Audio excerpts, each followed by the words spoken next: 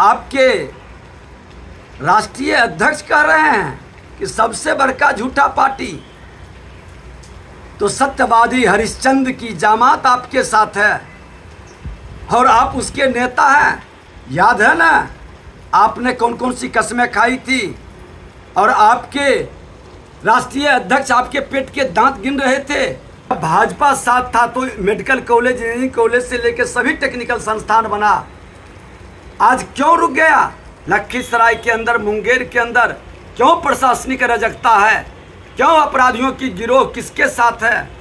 दारू, बालू और जमीन माफिया किसके साथ, किसके संरक्षण में चल रहा है? ये भी तो जांच करवा लीजिए। नमस्कार, आप देख रहे हैं लाइव बिहार में आपके साथ रूपम। देखिए, कल अमित शाह बिहार आए और बिहार के लखीसराय में उन्होंने भाषण दिया और उसके बाद फिर बयानों के तीर एक दूसरे पर चलने लगे। बीजेपी कुछ बयान दे रही है जदयू पे, गठबंधन पे, तो फिर जदयू के लोग अमित शाह पे बयान दे रहे हैं और ये जो तीर है वो लगातार एक दूसरे पर चुभ रहे हैं।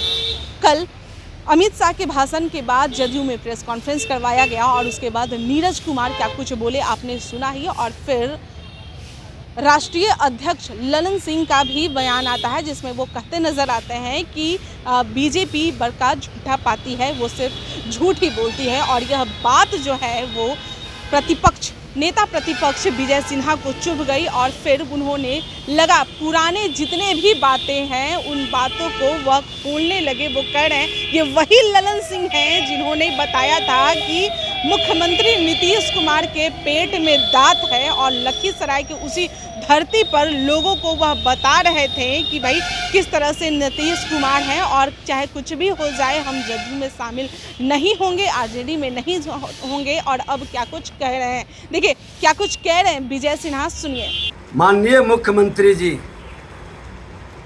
भाजपा झूठा पार्टी है। आपके राष्ट्रीय अध्यक्ष कह रहे हैं कि सबसे बड़का झूठा पार्टी, तो सत्यवादी हरिश्चंद्र की जामात आपके साथ है और आप उसके नेता हैं। आपके अध्यक्ष, आपके प्रवक्ता जिस तरह के बयान दे रहे हैं, याद है ना आपने कौन कौन सी कस्में खाई थी, और आपके राष्ट्रीय अध्यक्ष आपके पेट के दांत गिन रहे थे, कसम खाए थे कि जब तक दांत नहीं उखाड़ेंगे तब तक अब जदयू में नहीं जाएंगे। सत्य हरिश्चंद्र का कितना बढ़िया रोल था।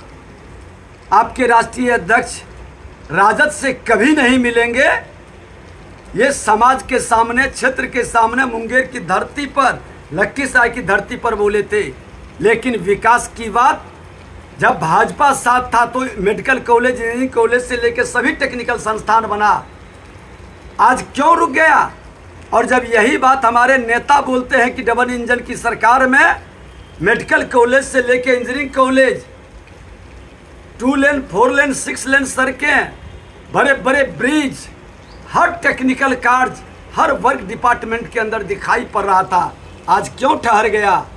सत्य हरिश्चंद्र के जो लोग अपने को घोषित कैले हैं, समाज उसकी जरूर गणना करेगा और हिसाब लेगा, और भाषा को बदल करके आप मर्यादित भाषा बोलने वाले को बिहार की जनता सबक सिखाएगी।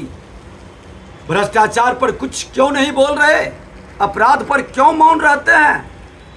बहुत जीरो टॉलरेंस भ्रष्टाचार पर, न बचाते हैं न फंसाते हैं। लखीसराय के अंदर, मुंगेर के अंदर क्यों प्रशासनिक अराजकता है? क्यों अपराधियों की गिरोह किसके साथ है? दारू, बालू और जमीन माफिया किसके साथ, किसके संरक्षण में चल रहा है? ये भी तो जांच करवा लीजिए। सत्यवादी लोग का चेहरा सामने आएगा।